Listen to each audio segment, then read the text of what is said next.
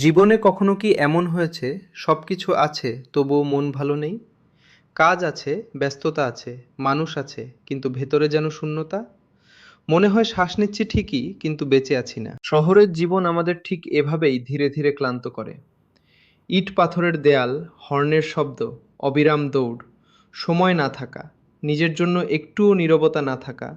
আমরা এত ব্যস্ত হয়ে গেছি যে আকাশের দিকে তাকানোও ভুলে গেছি।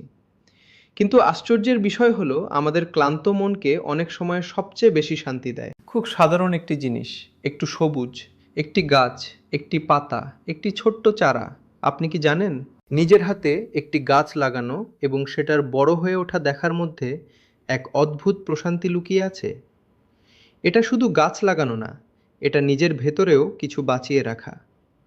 প্রথম দিন আপনি একটি ছোট চারা মাটিতে বসালেন। দেখতে খুব সাধারণ, কিন্তু আপনি জানেন এটার ভেতরে ভবিষ্যৎ আছে। আজ ছোট, একদিন বড় হবে। একদিন ছায়া দেবে, একদিন ফল দেবে। একদিন কারো ক্লান্ত দুপুরে শান্তি হবে। মানুষের জীবনও ঠিক এমন। আজকের ছোট অভ্যাস, আগামী দিনের বড় ফল। আজকের ধৈর্য, আগামী দিনের শান্তি। আজকের যত্ন, আগামী দিনের আশীর্বাদ। একটি গাছ যেমন যত্ন চায়, মানুষের মনও ঠিক তেমন। আপনি যদি প্রতিদিন পানি না দেন, গাছ শুকিয়ে যায়। আপনি যদি নিজের মনকে ভালো চিন্তা, শান্তি, বিশ্রাম না দেন, ভেতরটাও শুকিয়ে যায়। আমরা অনেক সময় শরীরের যত্ন নিই, কিন্তু মনের না। এই জন্যই ক্লান্তি জমে যায়। যখন আপনি প্রতিদিন গাছে পানি দেন, নতুন পাতা গজায়। আপনি অকারণেই খুশি হন। কেন জানেন? কারণ আপনার ভেতরে মমতা জন্মায়। আপনি বুঝতে শেখেন বৃদ্ধি সময় চায়, সব কিছু একদিনে হয় না। আজকের পৃথিবীতে আমরা সবাই খুব দ্রুত ফল চাই। আজ কাজ শুরু, কাল সফলতা চাই। আজ সম্পর্ক শুরু, কাল পূর্ণ বিশ্বাস চাই। আজ দোয়া, কাল উত্তর চাই। কিন্তু প্রকৃতি আমাদের অন্য শিক্ষা দেয়: ধৈর্য, নীরবতা, সময়কে সম্মান করা। একটি বীজকে জোর করে টেনে বড় করা যায় না। ঠিক তেমনি জীবনের অনেক কিছু সময় নিয়ে সুন্দর হয়। অনেকে বলেন, আমার তো বাগান করার জায়গা নেই, কিন্তু শান্তির জন্য বিশাল জমি লাগে না। আপনার বারান্দার এক কোণ, জানলার পাশে একটি টব, ডেস্কের পাশে ছোট্ট একটি মানি প্ল্যান্ট, এটুকুই যথেষ্ট। সবুজ রং চোখের ক্লান্তি কমায়, মানসিক চাপ কমায়, মনকে নরম করে। এটা শুধু সাজসজ্জা না, এটা থেরাপি। একজন মানুষকে চিনতাম, খুব রাগী স্বভাব। অফিসের চাপ, পারিবারিক সমস্যা সব মিলিয়ে সবসময় বিরক্ত থাকতেন। একদিন ডাক্তার না, বন্ধু তাকে বলেছিল একটা গাছ লাগাও। তিনি হেসেছিলেন, ভাবছিলেন গাছ লাগিয়ে আবার সমস্যা কমে নাকি, কিন্তু তিনি লাগালেন।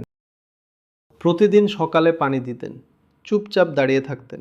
ধীরে ধীরে তিনি বললেন, আমি জানি না কেন, কিন্তু এটা আমাকে শান্ত করে। কারণ প্রকৃতি মানুষের শত্রু না, প্রকৃতি মানুষের শিক্ষক। ইসলামিক দৃষ্টিতেও বৃক্ষরোপণ একটি মহৎ কাজ। আপনার লাগানো গাছের ছায়া যতদিন কোনো মানুষ, পাখি বা কোনো সৃষ্টি উপকার পাবে, আপনি সওয়াব পেতে থাকবেন। ভাবুন তো, আপনি হয়তো একদিন এই পৃথিবীতে থাকবেন না, কিন্তু আপনার লাগানো একটি গাছ কারো জন্য দোয়ার কারণ হবে। এটার চেয়ে সুন্দর উত্তরাধিকার আর কি হতে পারে? আমরা প্রায় বড় কিছু করতে চাই, কিন্তু পৃথিবী বদলায় ছোট কাজ দিয়ে। একটি গাছ লাগানো ছোট কাজ মনে হতে পারে, কিন্তু যদি সবাই একটি করে গাছ লাগায়, তাহলে শহর বদলে যায়, বাতাস বদলে যায়, ভবিষ্যৎ বদলে যায়। তাই আজ একটি সিদ্ধান্ত নিন, অন্তত একটি গাছ লাগাবেন। নিজের জন্য না হলেও আপনার সন্তানের জন্য, পরবর্তী প্রজন্মের জন্য, একটি বাসযোগ্য পৃথিবীর জন্য, একটি শান্ত হৃদয়ের জন্য। মনে রাখবেন, যে মানুষ গাছ লাগায় সে শুধু মাটি স্পর্শ করে না, সে ভবিষ্যৎ স্পর্শ করে। সে আশা রোপণ করে, সে দায়িত্ব রোপণ করে, সে ভালোবাসা রোপণ করে।